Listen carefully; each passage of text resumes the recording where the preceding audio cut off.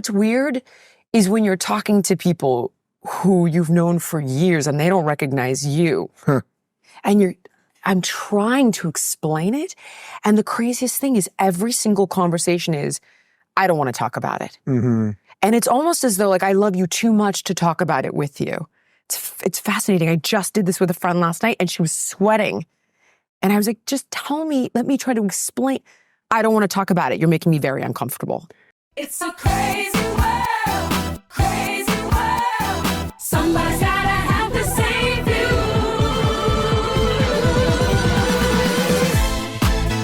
It's a crazy world. It's a crazy world. Somebody's gotta have to save you.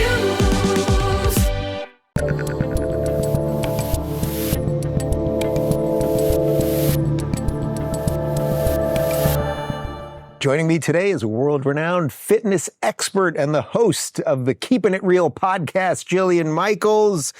Jillian, hello, how are you? This is my last interview. I interviewed Callie Means a couple days ago, thought that was my last one before the election. You are officially the last one before the election. No pressure. Which means could be my last ever interview, depending on what day the world blows up. No, we're not going to think like that. Yeah. I refuse to go down that rabbit hole until it's a reality we're faced with. So I'm just one of many more to come. Well, it is a pleasure to see you first time in person. Same. I feel like our worlds have been getting closer and closer and our circles keep overlapping in some sort of Kamala Harris like Venn diagram kind of situation. There's a ton that I want to talk about. Some will be about some of the political stuff and fitness stuff and all that. But why don't we just start real quick? Give me like the 1 minute thing for the people, for my real hardcore political people that maybe don't know you. Okay. I feel like everyone knows you or has seen some of the videos on YouTube or the old DVDs or the stuff or this or that. But yeah, give me like the 1 minute. 1 minute is lifelong career in fitness, wellness, health advocate, apps, DVDs, books, websites, all in that genre. And I recently teamed up with Bill Maher's Club Random Studios to take my health podcast and bring it to video and expand it into other areas of wellness. And our paths have crossed simply because health has become a bit of a political football, which has opened my eyes quite a bit. I found you're like in the thick of that kind of wake up thing right now, from what I can tell. It is so hard to comprehend. And you know what's weird is when you're talking to people who you've known for years and they don't recognize you. Huh. And I'm trying to explain it.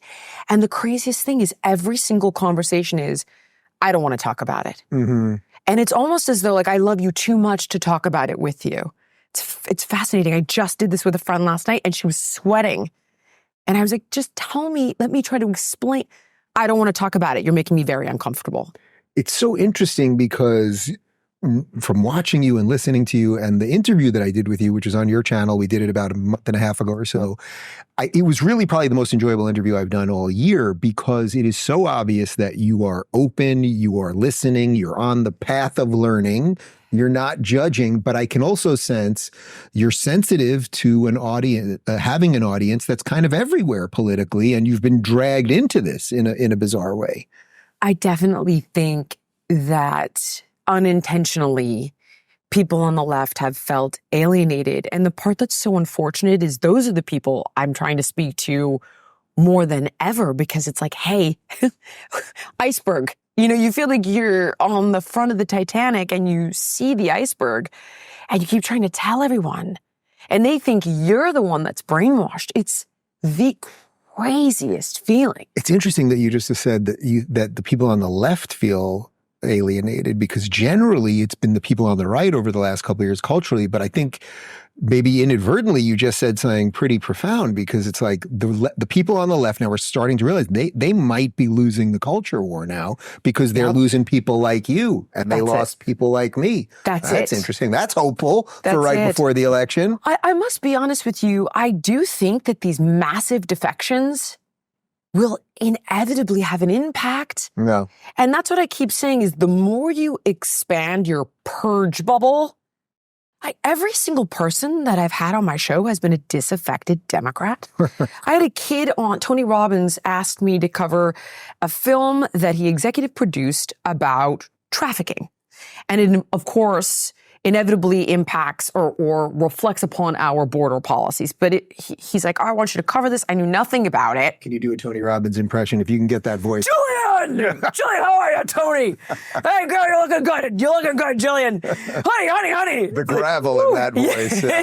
Yeah. I love him. Yeah, no, I He's love like, him. you can't even begin to embody him. He's just so full of energy. Yeah. My gosh. Nevertheless, the kid that made the film, it was completely locked out of media, shut out of all the film festivals. And he's like, I was a lifelong Democrat. I don't even understand what happened. My dad was trafficked into a sweatshop. I wanted to make a story about what my dad went through. And now I've been labeled alt-right and nobody will cover the movie. It's the same story, Dave. Somebody injured by the COVID vaccine, lifelong Democrat, wanted to do my part, join the AstraZeneca trial. Lifelong Democrat. Yeah. And they purge you when you don't comply. You live in crazy Los Angeles, as we referred to it around I don't here.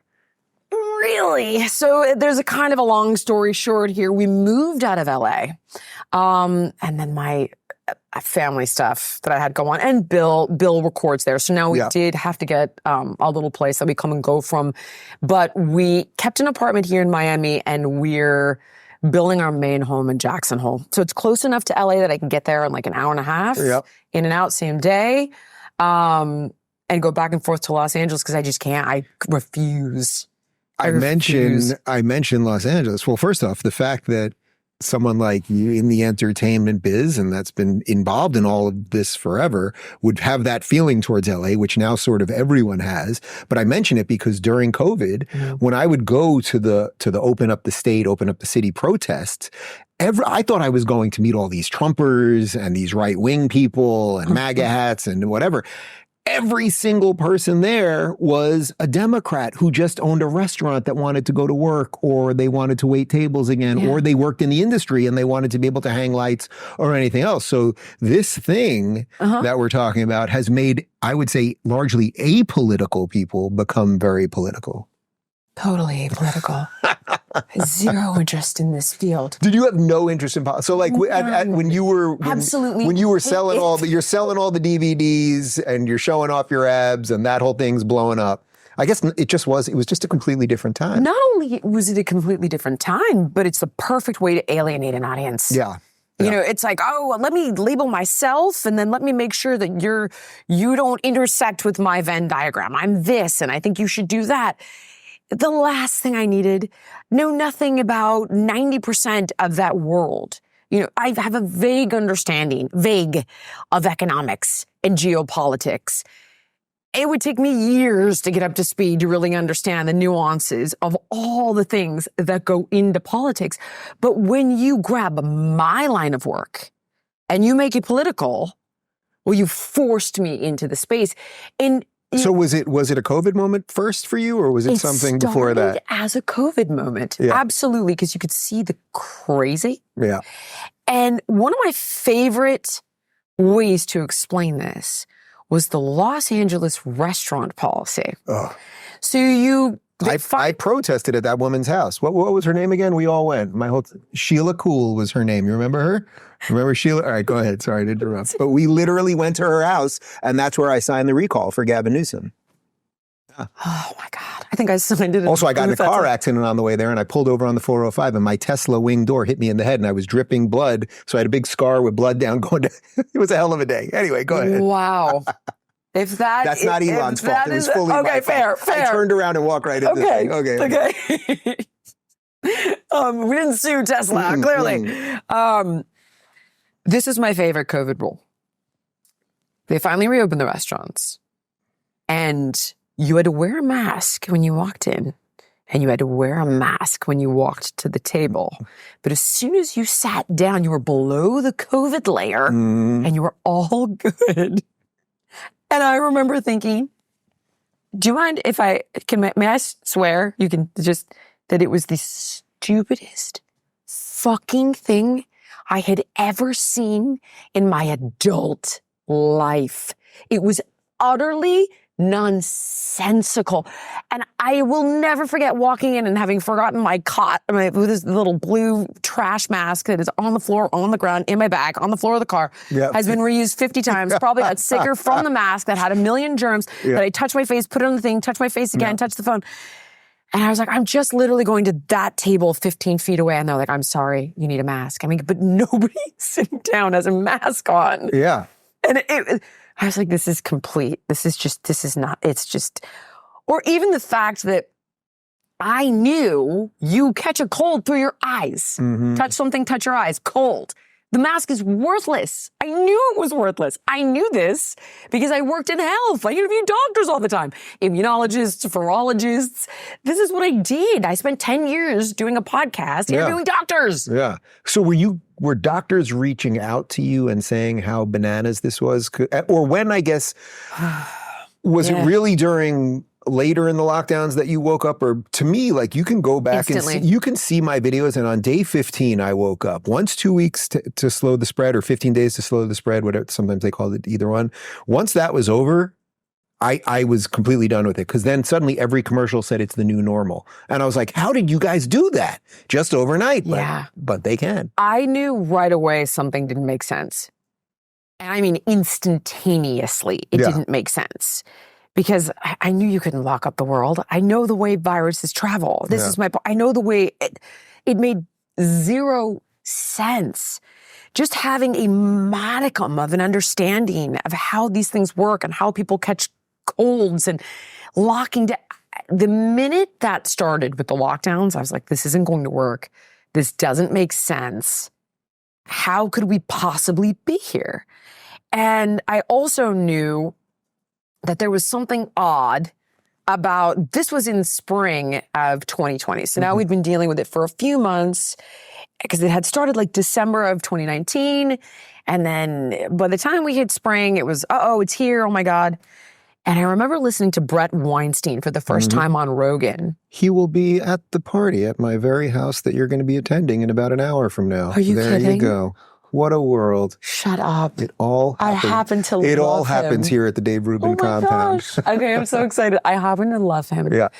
And I remember watching him on Joe, which, by the way, I consumed intermittently at the time. I like to tune in and listen to him talk about taking, hallucinogenic honey on his show. Right. That's what I was listening. I thought, we talk about aliens and Bigfoot and shit, and I thought it was so funny. And all of a sudden, Brett Weinstein's on, and he's laying out all the reasons he thinks this came from a lab. And I shut that show off, was full-blown liberal at that moment, and that was the moment I was like, oh my God, this did come from a lab, and there's something else going on. This makes perfect sense, and it all checks out. And that was it. I knew we were in serious trouble from that moment. So from that moment, then you started, in essence, seeing the lies, right? And then once you see the lies in one way, it's everywhere. It's everywhere. Not only do you begin to see the lies everywhere, they were growing at an exponential pace, Dave. It was bananas. Yeah. We weren't allowed to have conversations, and we were saying things I knew were true, were tin hat, and you start to live in a conspiracy theory. And this is another one. My wife is a conservative. And she's been a conservative. Not like, I opened my eyes. She was always a conservative, from a conservative family. And her family would have Fox News on when we first met, and they were Trumpers. And I remember thinking, how in the world are they Trumpers with like a gay daughter? Yeah. How is this possible? But they were always lovely to me. Yeah. And her mom, and I can't give you the timestamp on this, it was somewhere in that first year, was like, she's got this New York accent. She's like, that bastard Fauci's responsible for this. And I remember thinking she was that Long Island, Staten Island? It's New Jersey. It's Jersey, okay. But they're from a great area. Yeah. My wife will My tell audience me. knows I'm rewatching The Sopranos right now. I love But that. she's got like the whole family. Like Pop, Menudo, like the whole family's got like very affected accents. They're very Italian. And her mom was telling me Fauci was responsible for this. And I remember thinking, okay, you're crazy. Yeah. Only to find out that in a very roundabout sort of way, she was absolutely right. And it just was that combination of recognizing it, but it also growing like a fungus, like an infection, literally. So this is happening. You're waking up. Yeah. Now you start talking about this stuff. Your audience, which did not think of you as someone that was political. And when I watch your show, I consistently find you are trying your best to talk to everyone. And I hate to tell you, but what I think you're going to find is it's going to get harder and harder to talk to a certain set of people. It's unfortunate. It's really unfortunate. But yeah. I'm fighting for it. Like, I can't even explain it to you. I was saying, I'll get it. I assure you. Dave, it feels, honest to God, and I've said this before, like coming out of the closet. And I remember being like, no, I'm bisexual. Because this was 30 years ago. It wasn't okay at all. And I remember just being like, no, this is not possible. I'm not gay. I can't be gay. I didn't want to be gay. It wasn't okay to be gay. Thank God for Madonna, which is a separate conversation because she made it a little easier. Yeah. But I was like, no, I'm just bisexual because that's cool. Because Sharon Stone just did Basic Instinct. So I was like transitioning out of it. Was that the scene? That was it. That We was just the had a scene? girlfriend at the nightclub. So she made... A little of this, yeah. She meets the blonde at the nightclub and they're dancing. Yeah. Oh, so it wasn't this scene. Not necessarily that scene. Maybe the best scene in movie history. It Absolutely was the nightclub scene with the dancing. It was the nightclub scene. Yeah. And I was like, oh no. And what Michael is Douglas that? is getting all jealous because she's dancing with the Right? yeah. A great movie. So it felt like that, where it was like this, you're trying to hold on to something desperately. And I also don't, here's what's so tough is that I don't dislike anybody on any side at all. I don't like the politicians. When I look at who I don't like, it's the billionaires behind all of this. That's who I don't like. I don't like George. I don't like Larry Fink. I don't like Soros. I don't like the military-industrial complex. These Bill Gates, I'll give you another. Oh my God. Take Bill Gates. Oh my God, Bill Gates. Yeah. That's who I passionately dislike. It's not the person that's voting for Kamala, because I know why they're voting for Kamala. They don't like Trump. They find the things that he has said or done reprehensible. I can understand why they feel that way. And they're worried about the issues like abortion that we've talked about, social issues, but they don't see the things you and I see. Mm-hmm. So they just think that I'm crazy. Yeah. Or that my wife did this to me. It's interesting because since I'm a little, I would say, further down that road, for better or worse, I know. I've gotten to a weird place where I really don't like a lot of those people anymore. And I'm not saying that's a better place to be in any way whatsoever, because I always think about this. Greg Gutfeld wrote a book called The Joy of Hate. And it's like, I don't hate these. It's not exactly that I hate these people, because just holding hate is not good. Yeah. But I also understand that a certain set of people are just really confused, so there's no point in being angry at them. It's the people that I know really know better, but for societal pressure reasons or I see what you're saying. And that's a huge amount of people. I would say that's the swing people that are still keeping people in a perpetual state of... That's interesting. Okay. Whatever. So I put it in, there's a couple different buckets of types of people, I would say, on that side. And again, I'm not saying it's any better. What I find when I try to communicate with my friends on the left, of which there are many, including my own mom, even Bill. You had a clip of Bill talking to Megyn Kelly on your show, and Bill was like, we're done talking about this. And Bill did that to me. There was a moment where when I was on his podcast, he's like, let's just agree to disagree here. Yeah. And I do love him so much because he's willing to give everybody a voice and to have these fights, but he gets annoyed. Even Bill's like, I can't because I'm going to get super pissed. You can tell that's what's going on in his head. Yeah. And my own mom will be like, I can't, but she'll start it with me. Dave, she starts it with me. She's like, I watched your podcast. I made a whole email to you about all the reasons this man is despicable. We might have the same mother. I do. Wait, are we long lost siblings? It honestly might be. I mean, I have the same. Reason that I have fallen so in love with you. We're related. It's just, and then when I try to explain it, she's like, I can't. I have to get off the phone. It's upset with me. And what would be the reaction on the other side now that you're open to these conversations? Because that was the more enlightening part to me. It wasn't that I was getting hysteria from the lefties. It was that I was getting kindness and goodness from the people that were supposed to hate me. I know. We're just doing therapy here, but we're not even filming this. I was about to say to you that on a psychological level, it almost feels like, can I really trust this? Yeah. But then I thought to myself, does it even matter? If the right is being opportunistic and saying, hey, numbers matter. So yeah, we don't love the fact that you're gay and we don't love your opinion on A, B, C, D, and E, but there's room for you here and we're okay disagreeing with you on those issues. I mean, that was traditionally the left position. That was the position of the left. Rogan said this. He's like, you want to be a true rebel? You want to be punk rock? Become a Republican. And I'm like, oh shit.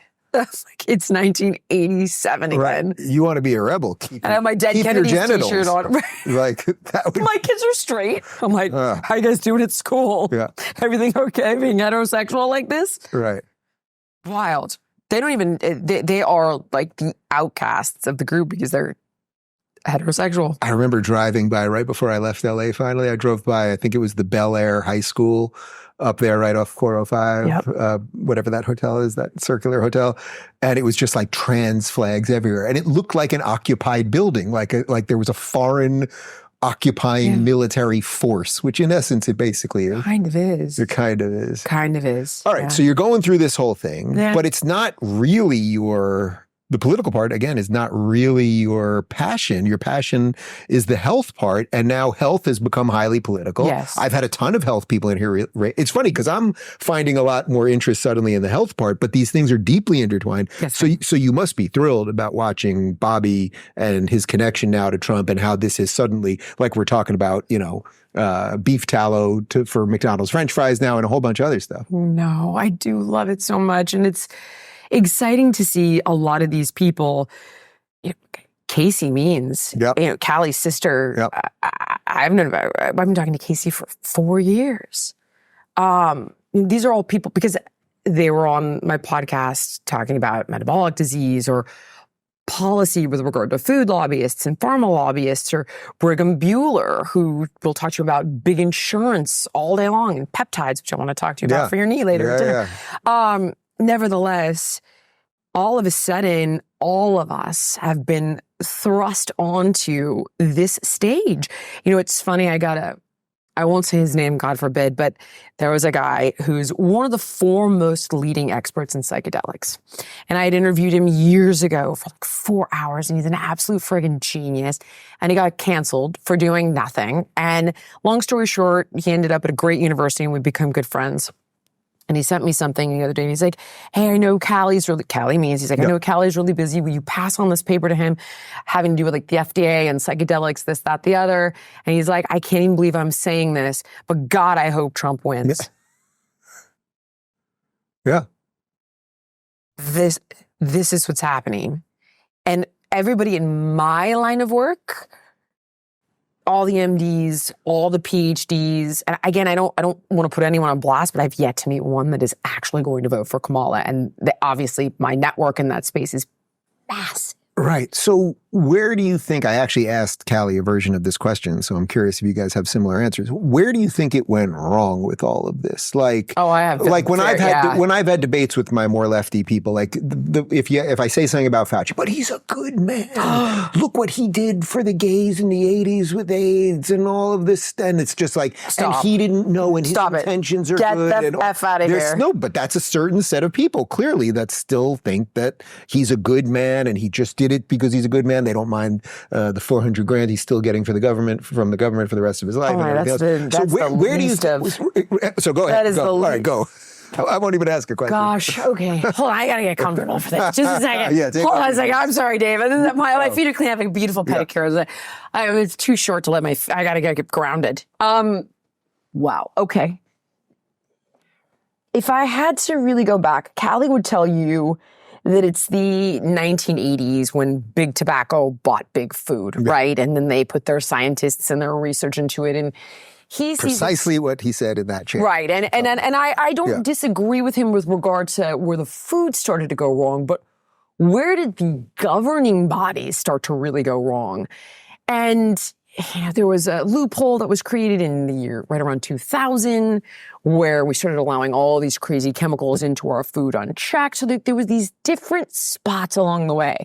Citizens United was another big one because when you open up all of our politicians in such a huge way to big food and big pharma and big insurance. I think the biggest lobbying groups are big pharma and big insurance.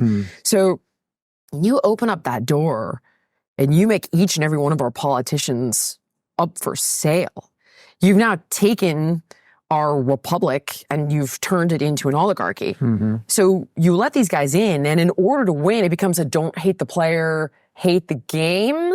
So now they're in a situation where you might actually have a good person who wants to do the right thing, and I've met many of those people, but in order to get to a position where they could facilitate the right thing, they have to take that money and then we're done.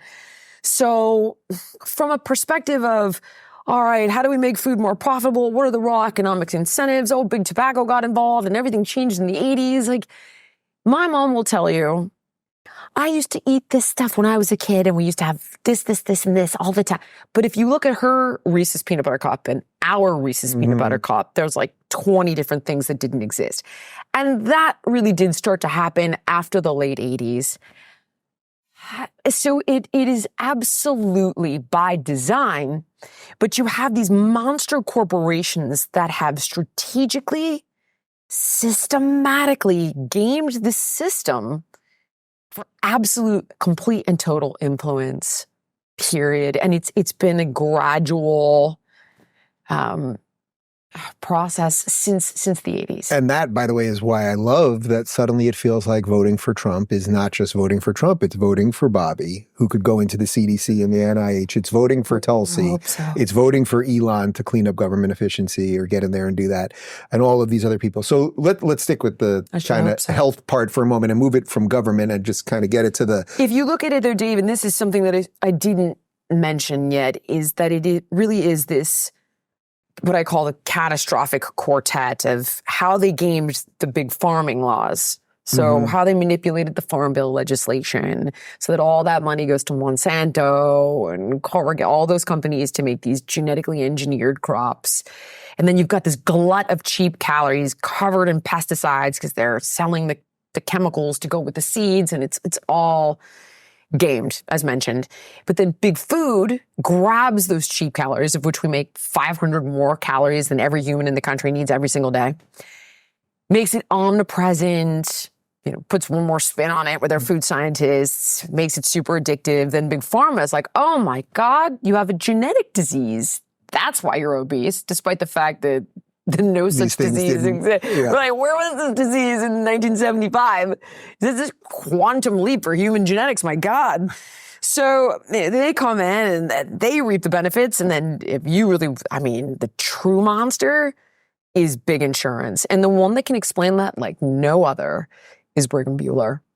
I don't know if you've spoken to him yet, but my God, Dave, if you want to go down a rabbit hole, he'll tell you that it's like, big insurance is a megalodon and big pharma is like a great white. It's like no comparison. Because in essence, big insurance is not covering any of the things that would allow you to be it's so much worse than that. Yeah. It is so much worse than that. And I can't do it justice the way that he does. But he explains, I'm going to butcher this. They have a way of creating rebates for themselves. So, for example, God, there's a great clip of him doing this on Rogan and on my show, but he'll tell you, like, let's say I'm the pharmacist and my cost for insulin is $2. And, you come in and I would normally charge you $3, but your copay is $10. I'm not allowed to tell you the cash price, that it's $3. So I now collect your $10 copay. I get to keep my $3. Guess who gets the other $7? The insurance companies.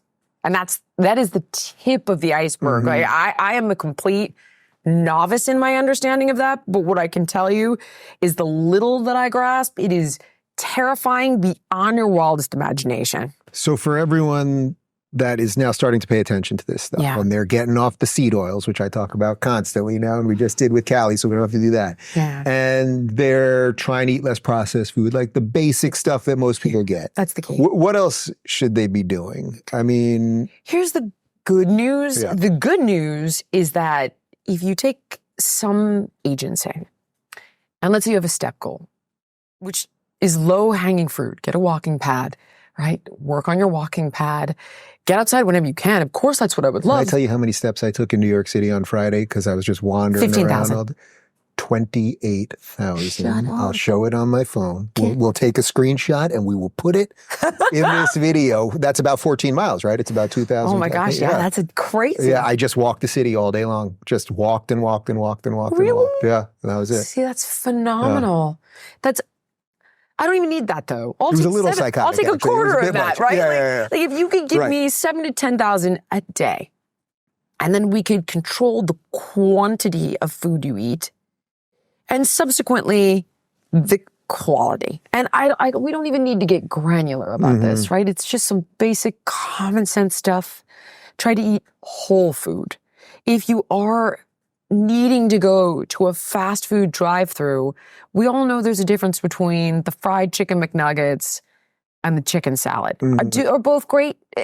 No, they're not ideal, but one is a hell of a lot better than the other. Right. You know, we're picking an evil, and one is far worse than the other. If we can implement these, quit soda, my God, quit Yeah, soda, that's the don't easiest one. smoke, don't overdrink. It's just basic common sense. Try to, get products that are ideally fragrance-free. Get a water filter on your house. It goes a long way. Open your windows. Get an air filter. These little things will help filter out all of these toxins. And it's a commitment to buy it at first. But over time, the aggregate, right? It's like the benefit is exponential. And yet we have an entire industry based on kind of not letting you know that knowledge or just saying, hey, some shit's going to happen to you and we'll just drug you enough to keep you going at the end. That's the game. That really is the game. And it's not that doctors are incredible. I mean, they don't obviously all put their pants on the same way. In other words, some are far better than others. But the ones who practice upstreamism, and there's a great TED Talk about this, that don't just do triage of, okay, you're sick, here's 15 drugs. Why are you sick? So the metaphor is, people are drowning in this river. Doctors are trained to jump in the river, pull the body out, do CPR, and try to bring them back to life, get them back on the road. In other words, give them a bunch of drugs, off you go. But a few rebels started walking upstream. And when everybody, who was doing triage was like, where are you going? I'm trying to figure out, how the hell are these people falling in the river? That's the concept. Yeah. The ones that are doing that, and there are a handful of great ones, I worship at the altar. But unfortunately, the game is purely economic. It's just so effing profitable. That and defense. So Disease and defense. when you started doing all this and you start getting people into better shape, what would generally be the thing that would knock them off of that? Like, I'm sure you have a million stories you can tell me about the people that completely changed their lives for the better and got better and everything else. But what did you find something that there was a psychological makeup or something of the type of person? Because I'm sure there's tons of people, and we've all been there. You go on runs where you're like, oh, I'm fit and eating right and everything else, and then suddenly it's 3 weeks later and you're like, what the hell happened there? Think of it as a continuum.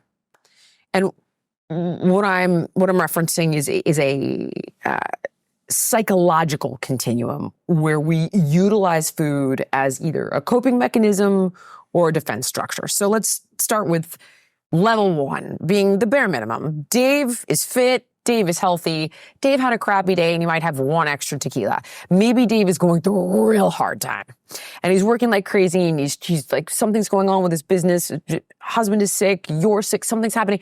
And you're not getting to the gym. You can't even function. You can't even imagine it. And you over the course of the year, you put on 20 pounds. Life kind of recalibrates. You pull yourself together. You get back on the wagon. Okay, we can all turn to the crutch when times get tough. 10, some of the people I used to work with on Biggest Loser, where it's like my mother was a heroin addict. Yeah. She would turn tricks while I was in locked up in the closet. And, I was incested by my uncle, and I put on all of this weight to desexualize myself as a defense mechanism. Food is comfort. It's a defense structure. It's a way I bond with my mother, who's also overweight. That's a 10. That is the reason people love to tell you that diets don't work. Of course they work. It's physics. I mean, my God. let's not be stupid. It's the first law of thermodynamics. So I think I saw you a couple of years ago on TV going off about that, because that became Dave, a trend. It's not even a question. Like 6 or 7 years ago, suddenly everyone was like, diets don't work, and it's just insane to say to people, you have no autonomy. You have no, so untrue. By the way, if we look at these weight loss drugs, the mechanism by which they facilitate weight loss is that they make you not hungry. You eat less food. Right. That's it. You essentially starve yourself. You eat as little as 500 calories a day in some cases, which is why people are losing so much muscle and damaging their metabolism. Separate conversation. Yeah. So I can have this individual with me at the Biggest Loser Ranch 10 years ago, or when I was actually allowed to be had the time to be a personal trainer, and they'd be seeing me every week, and I'd be in their head and going through their grocery list, and they'd be texting all their stuff when I was a kid, and I missed that job. So rewarding and so immediate. So nevertheless, I could get them to a really good place, but in most cases, when they would go home, those deeper issues aren't resolved. And what you're giving up is not the food. You're giving up what the food provides you. So an example, and I've told this story a lot, so forgive me to anybody who's listening, but I'm sure your audience probably has not heard it. There was a kid that I worked with. He was 18 years old. And he came to the show with his father. They both lost a crazy amount of weight. And they went home because it was the Christmas holiday. So they didn't get eliminated. And they go through the door of their house, and like they show all the friends and the family. Oh my God. Mom is there and sees her son and her husband about 100 pounds lighter. She's morbidly obese, and she immediately starts crying. And they're not tears of joy. She feels abandoned. They broke the contract. They're going to leave her behind. They're going to outgrow her. They have, in fact, left her behind. And she becomes depressed. She emotionally withdraws. This kid comes back to the Biggest Loser Ranch, and he gained 7 pounds while he was home. You know, I got to the bottom of it in a couple of hours, but he doesn't understand what happened. He told me his story and this, that, the other. And what is the food affording him? An emotional connection with his mother. Yeah. He's not giving up a Twinkie, Dave. It's a primal abandonment. That's why this is so effing hard. But on your continuum, where do you fall? It's a lot easier if you're like 1 to 5, 5 to 10. This is where, honestly, I do think psychedelics can do a lot. It helps people with addiction, unlike anything I've ever seen. So this is where someone who was, say, addicted to food or whatever else, but it's really an emotional wound Absolutely. that they have, that, you know, whether it's mushrooms or now there's people are microdosing or a zillion other things. I should do more shows on this in general. Microdosing, according to the experts, forget about it. The stuff that I'm talking about is what the experts refer to. Speak to Matt Johnson. He's unbelievable. Okay. He's at Shepherd Pratt. He's incredible. He's the guy. And they would refer to it as the heroic dose. And Matt has used it for smoking cessation. And I don't know what his research has led him to over the past couple of years, but he's had an 85% success rate in getting people to quit smoking after one session with a heroic dose. Wow. So we talked because I was looking at it. It's ayahuasca or it's, no, psilocybin. Yeah. So just a crazy amount of mushrooms. They have a process. Yeah. All of these things have a process, whether it's ibogaine or psilocybin or ayahuasca. But this is one of the reasons that people like Matt or Callie or even Bobby are wanting to look into this as a way to treat people with addiction and PTSD. So for me, I've often been so desperate for the opportunity to use that. I wish that there was another opportunity, because my mother's a psychoanalyst, and she'll tell you there's nothing harder than helping people give up this addiction because of what they're really giving up. And then what happens is big food, they know this. So what they do is they exploit your psychological vulnerabilities by making food omnipresent and extraordinarily addictive. So the way food is designed, it games your satiety. If you eat protein, fat, fiber, your satiety hormones would signal like, yo, Dave, chill out, right? We're good. We're full, buddy. We're good. Relax. If you have a soda, there's no protein, there's no fat, there's no fiber. So not only is it not triggering your satiety hormones, it's going to stimulate a sugar crash because your sugar spikes, insulin dumps, clears the sugar out of the blood. Now you have low blood sugar and you're hungry again and you're tired. So not only does it not make you feel full, it makes you hungrier. And in addition, it's gaming the pleasure center of your brain. It's smacking that dopamine center. And there are some people in our field that will tell you that's not true. I would refer everybody to Dr. Anna Lemke, who specializes in this, who's an addiction specialist. And she wrote a book called Dopamine Nation, and she breaks it down better than anybody can. Some people would say that it's not true that they're gaming your brain, There are basically. a couple of people that I happen to really respect that will often play the role of the contrarian. Yeah. And like the one who does it the most, I really like. He's a great guy and very intelligent, but there are some things I'm just like, you're wrong.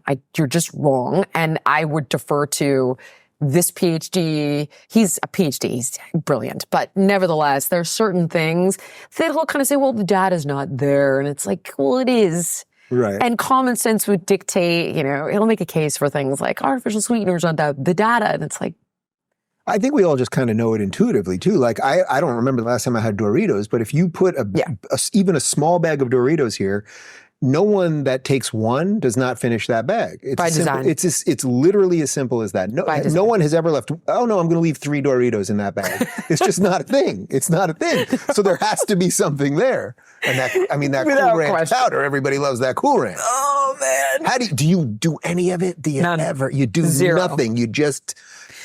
This has been... I hope I don't fail you at dinner tonight, because No. we were going to do a very intimate dinner of 4 of us. Now it got expanded to like 30 people, and it's sushi instead of grass-fed. Yeah. Love. Oh my God. But you were getting grass-fed, like I was going to really make you I was steak. getting loved up. Yeah. It's good. I'll trade you my grass-fed for Brett Weinstein. Yeah. Okay. This is perfect. Fair enough. I'll take it. Oh my God, I would eat a Snickers bar to meet this guy. So no, but it has been a very gradual process. And the other problem, Dave, is you just become almost Howard Hughesian. You know too much. Yeah. And not only that, I also, unfortunately, have access to things like a Pronuvo MRI. And, here you are cruising along, and they're like, hey, you've got some white matter lesions on your brain. I'm like, I'm sorry, what the fuck did you just say? What? And this is real. The things that we think aren't affecting us, they're like, oh, and some cysts on your kidney, but don't panic. I don't drink. I don't smoke. I don't even take an Advil. Like, I never touch. So what do we think that is? Like, why would I have cysts? I don't have kidney disease. She's like, it's not a big deal. I'm like, well, kind of is a big deal, because that can't be normal. Mm-hmm. As a kid, they found when I was 30, they found nodules on my thyroid. Like, what do we think that is? Do we think it's the 10,000 chemicals in the crap that's on my face right now, or the crap that's on my hair, or the crap that's off-gassing from your furniture, or the crap that's in the water when I had to drink tap from the hotel earlier? Now it's all the plastics we're wearing. Is it that? Like Lulu. That's right, Dave. It's killing me. It is killing you. You want to keep it off the nether regions for sure, just FYI. So I buy that one big time. That said, once you know that stuff, you try to mitigate it wherever you can. And then when you have the ability to go, holy shit, like it actually is doing something to me. Every day you try a little bit harder. That wake-up call, whether you're healthy or unhealthy, exists. All you need to do is go looking for it with all these proactive screenings and genetics tests and comprehensive blood panels and full body MRI. And like, you don't even need it. Don't bother. I'm going to tell you they'll find 50 things. So just do what I'm telling you now, because they will find it without question. So in essence, just kind of start getting yourself right. And then don't wait. You're not saying never go and get some of these things checked. Oh, I would love it if you did. Yeah. That would be my dream. Right. Of course. But if you're like, well, I don't have $2,000 to do that, you're totally unrelatable. Again, I defer to Brigham Bueller on this, because he's like, listen, get major medical, like get in a car crash, like major, big disaster, because you're not going to pay for all this other stuff. And with that extra money, invest $500 a month in your healthcare and you'll be covered in a cash pay model. So they do comprehensive blood panels. They're on top of your wellness 24/7. People are going, I can't pay rent. You stupid bitch. This is where I'm saying, if we're having that conversation and I'm totally unrelatable, you don't really need it. You don't have to be the guilty lefty here. It's okay. I don't. You don't have to be. People understand. Like not everything is for everyone at all times. There's something that everyone can do in their life, whether they have next to nothing or a gajillion dollars. But Okay, it's funny because I see how you have that. Like, yes, yeah. of course, not everyone can afford these things. It's tough. It's like but you that's feel just bad. it's part of life. I mean, and the more that the rich people do these things, the cheaper that they'll get over time. That's true. Yes. And in fact, when I went to do this Pernuvo MRI, they're like, if you want to put out a code. And I was like, lady, this is like $2,000. You think anybody listening to my podcast has got $2,000? Like they need information for free. And she's like, well, the more we can scale it, the cheaper it becomes. I mean, it is quite literally true. Walk me through a day of your health and fitness routine. I can give you a good day and a bad day. Okay. So a good day is actually a day that's either a weekend, so I can sleep in and I don't have to take my kids to school. Yeah. Sleep is so massive. And unfortunately, I just have a lot of work. So, with kids, you pick it up at the end of the day. Yeah. Like, okay, the school's work's done and soccer's finished, or like you're dealing with little ones, but it's like home from soccer, home from tennis, everybody's fed, homework's good, everybody, okay, quality time. Let's watch something together. Okay, good night. Yeah. And then you have like 3 hours worth of work to do. So the ability to sleep in, heaven, wake up, have a soft landing in the morning, my organic coffee, I usually try to get a minimum of 12 hours. And there are a lot of people that are like, oh, you're not getting into autophagy. Intermittent fasting doesn't facilitate that. Whether it does or whether it doesn't, there's no question that giving your body a break from digesting food is going to be beneficial. So what time do you try to eat dinner usually? Usually like finished by 8 at the latest. Yeah. And then I usually push till about 10, but I'll have coffee with some heavy whipping cream because it's like no protein, no sugar. So I try to get to like 10 in the morning. And then I think I'm a bit of a lunatic. So all I think about is microbiome. So my breakfast could be like a yogurt parfait with polyphenols in my berries and then the good bacteria in the yogurt and then a handful of nuts and seeds and cocoa nibs on top. And then I don't put the bananas in with the berries because they can block some of the polyphenols. Like I'm a psychopath. I take like a fistful of pills. Wait, the bananas can't go with the berries? No, All right, they can't. Yeah, all right. You can thank Dr. Rhonda Patrick for pausing that. I know. I got to stop talking. I got to not know these people or follow them at all. They ruined my life. The worst bastard is Huberman. And Dr. Daniel Amen and Peter Attia really messed me up too because they will just literally give you zero room for a glass of wine. I'm like, I never need to speak to you guys again. That's like the one that I still make room for occasionally. Then I take like fistfuls of supplements. I don't know if you care about this, but I'm asking you your thing. Oh my God. I take 4 grams of fish oil a day. So 2 in the morning, 2 at night. In the morning I have methylated B complex on top of a multivitamin, on top of a vision supplement, on top of a hair supplement. Okay. Then in the afternoon, I do the most disgusting combination of just added creatine, by the way, for the cognitive benefits. Just added that. I'm about 3 months in on it. I can definitely tell a difference. You like it? Yeah. I just added that. And that was Dr. Lane Norton, who I really respect, who advocated for that. And I was like, all right, I'm doing it. And Gunnar Peterson, who's great. So started doing creatine monohydrate in with my collagen, in with green tea powder and cacao flavanols. It's disgusting. It's like mud in my afternoon coffee. Then I'll have greens powder. This is not stable. I told you this is crazy. Then I'll have greens powder also in my water in the afternoon. Lunch is usually, again, like huge salad, little bit of protein, always thinking fiber. Try to avoid ultra-processed food at all costs. Absolutely have bread, but it's organic, whole grain, nuts and seeds. Then I try to skip the afternoon snack if I can. If I cave on it, it's usually like hard-boiled egg, a piece of fruit, or something protein, and or let's say we have this walnut, pecan, cinnamon butter, and I'll have that on an apple or something of that nature. Again, like healthy fat, clean protein, lots of fiber. And dinner is usually where I eat more.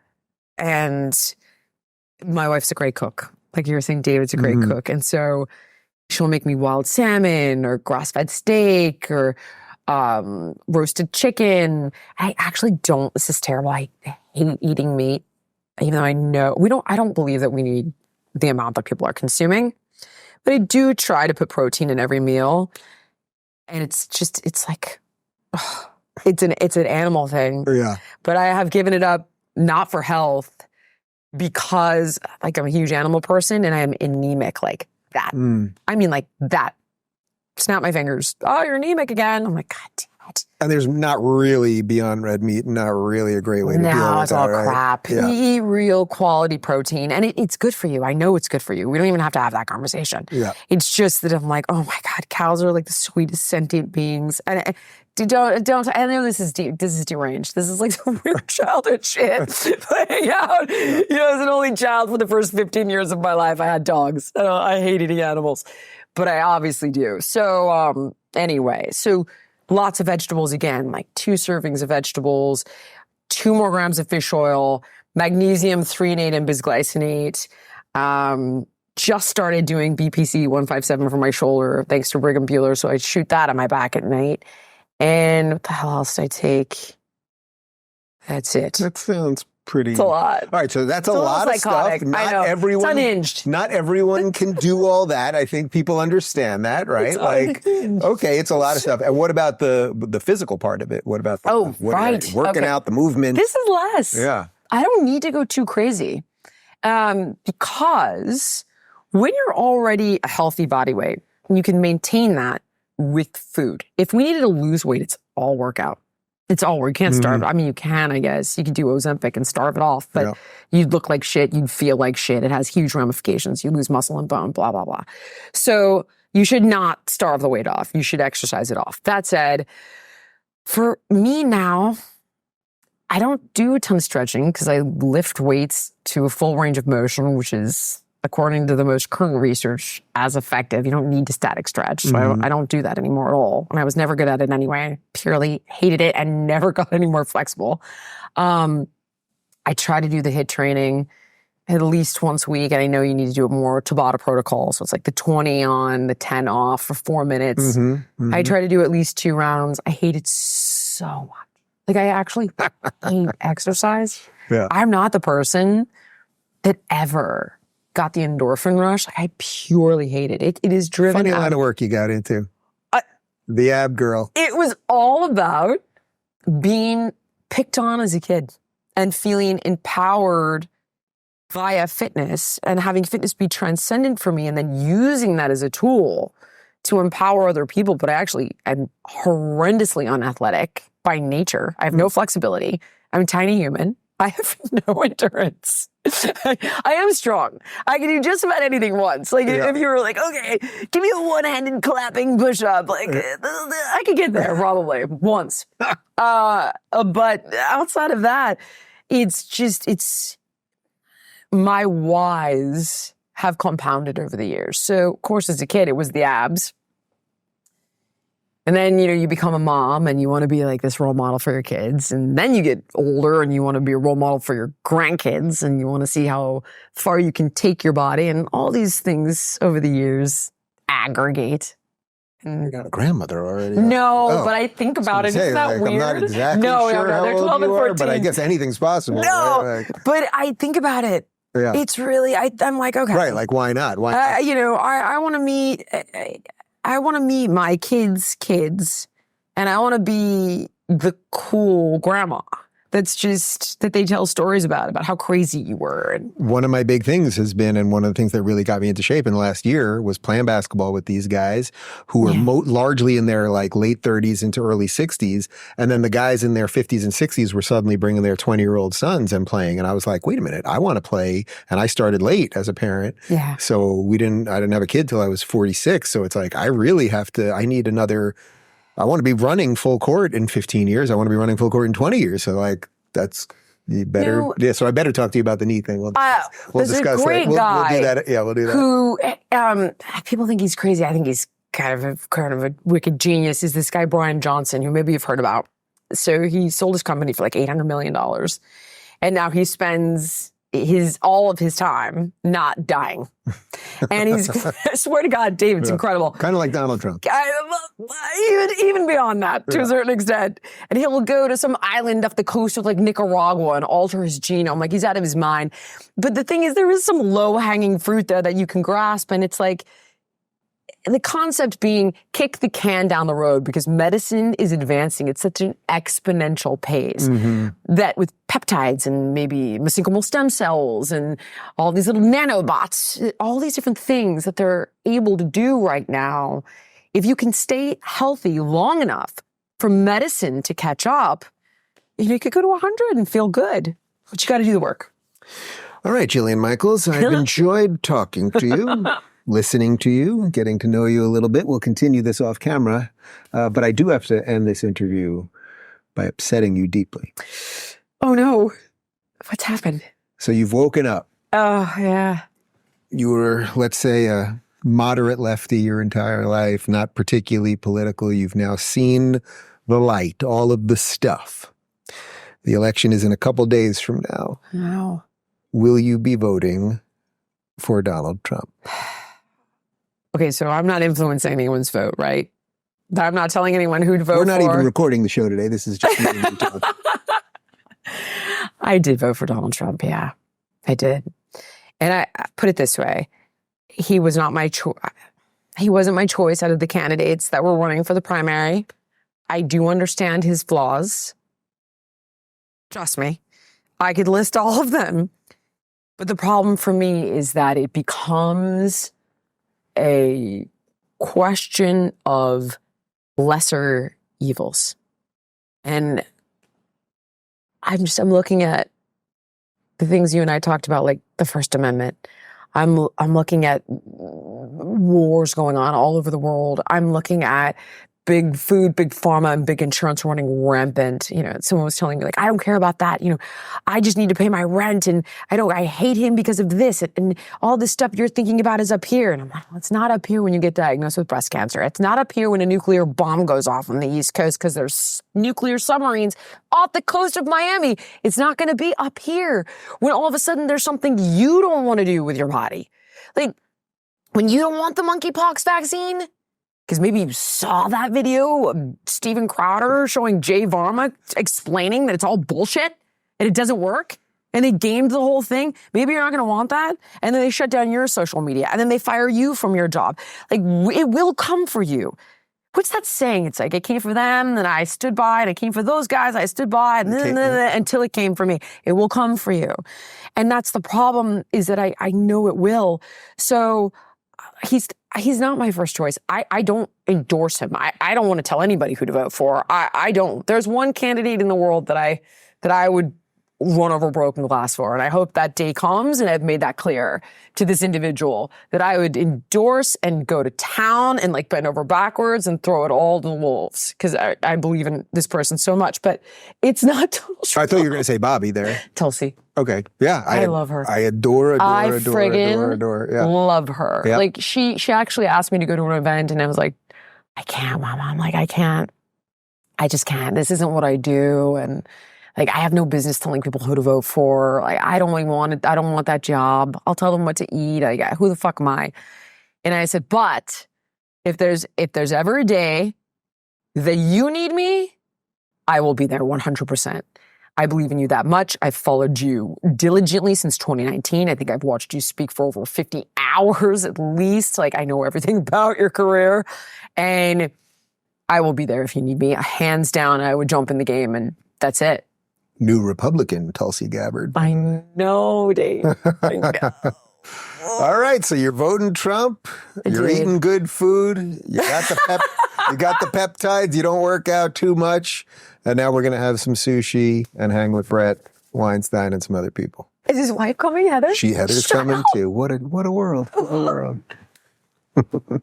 For more insightful discussions on how to live the good life, check out our lifestyle playlist. And if you want to watch full interviews on a variety of topics, watch our full episode playlist, all right over here. And to get notified of all future videos, be sure to subscribe and click the notification bell.